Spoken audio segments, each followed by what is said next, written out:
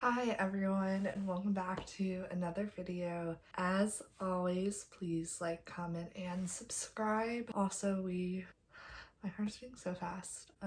We are always like DM us if you have any questions, but also we really hope you guys are staying safe and healthy. And if there's anything you want to talk about, our DMs are always open and we're always here for you. And we appreciate you guys so much. We know there's so much going on right now, and we hope this is helpful and distracting, because it is distracting for us, and it's nice to do something in the midst of all this craziness. Did not realize I was going to be giving that intro for this video, but here we are. Okay, hype up.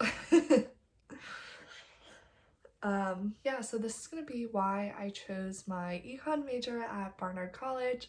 This video was requested many times, which I think is interesting because I don't know if I'm going to have a lot of like really good information to give, but I'm just going to talk about my journey and what it was like. If you want to request any other videos, you know we follow our requests. So let's jump into the video. I am an econ major, CS minor. I came to Barnard as an English major. I thought I was going to go to law school. I love reading and writing, and I was frustrated with the way that English, like in general, I guess, is graded, because I feel like your ideas shouldn't really be graded, and like I guess they can grade your writing, but like being graded on a paper like felt really I don't know, suffocating. It just didn't feel right for me, and I was like, I can read all the time, so I'm not gonna do an English major. But I ended up taking an econ class and a CS class my first semester, just because it was like one of those things that people take. I took Intro to Economic Reasoning at Barnard. I did not take Principles of Economics, which is the Columbia equivalent. The Columbia equivalent is definitely harder. There is a famous professor who teaches it, and everyone likes to take his class just because he like is an amazing lecturer, is super smart, and it is like a really intellectually fulfilling class. I not purposely didn't take it, like I was just like, oh, this class fits in my schedule better, so I took the Barnard equivalent and I loved it. It was like a really easy class for me, if that makes sense. Easy is like the wrong word to use, but it felt very natural. Like learning about econ feels natural to me because it's just applying math and there are no tricks, and I don't know, like I just like really liked it. So I was like, okay, I'll take the next class. And at this point I kind of was like,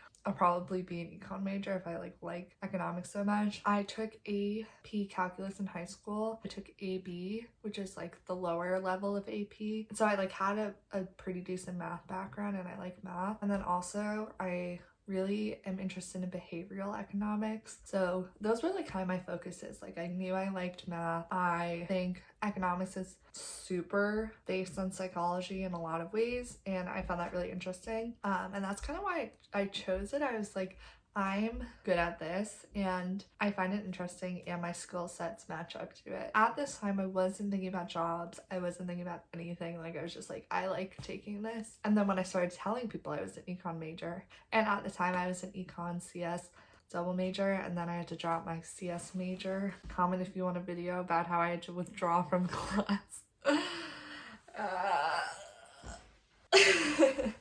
And people were always like, you're so marketable, you're gonna get so many jobs, like you're the two majors that get you jobs. So I always was like, that's such a weird thing to say to someone. But it is true. And I also think econ and CS, both of them, you learn skills that you can really apply to anywhere. Thinking logically, knowing how to read data, I don't know, math skills. I think they are really good skills to have, and they're both really good majors. CS, if I'm being honest, I was like, I really want a job. I want to be able to pay my bills, and that's what CS was gonna give me. And it was like a pretty clear path. Like if you know how to code, you will get a job. This is becoming a CS video. I'm going back to econ. If you study economics, there's so many paths you can take. You don't have to go into finance. So don't let people tell you you're a snake for studying econ, because you're not a snake. First of all, if you go into finance, nothing wrong with that. You're not a snake. I'm so sick of this snake thing that like whatever. Don't let people econ shame you. Okay, but aside from that, there are so many other things you can do with an econ degree. You can go into public policy. You can go into education. You can go into politics. You can do so many things. It's so applicable in like every sense of the word. And that's why I think people say you're marketable, because you're going to learn about the way the economy works, right? You can go work for the Fed. You can go work for the government, because the government needs to know the way the economy works. Right now, our government really doesn't. Not to shade any presidents, but you know who I'm talking about. As an econ major, you can really go into like many fields. You can go to law school, you can go to business school, like it's easy to get a master's after. My advice, if you want to be an econ major, you should probably be good at math, just because a lot of the courses are math based. There's econometrics, you have to take stats, I think you have to take calc, and then micro macro, you have to know calc to be able to do it. So that's number one. You can take calc in college, like your first semester. If you've never taken calc in high school, that's not a big deal, but if you don't like calc, it's gonna be really hard to succeed in econ. Number two, make sure you like it. It's gonna be really hard to study it if you don't like it. That's what I learned with CS. I would actually do my econ homework to procrastinate doing my CS homework.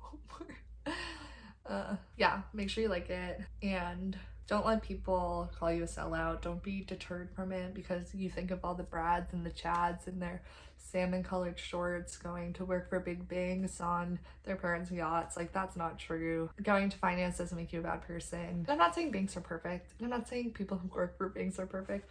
This video has so many caveats, but I am saying if you want to go into finance, go into finance. I'm an investment banker. Especially if you're a woman, like investment banking is like probably 70% male, if not more, mostly white men. So if you want to go into banking and you don't fall into the category of white men, do it. Break that glass ceiling. Don't let people tell you what to do. And then on top of that, as I mentioned, don't have to go into finance with an econ degree. You can go into literally any other field. It's a great degree to have. It's really fun. I enjoyed it a lot. I guess this is just advice. I'll do another video about classes if you want to know the best econ classes to take at Barnard and Columbia.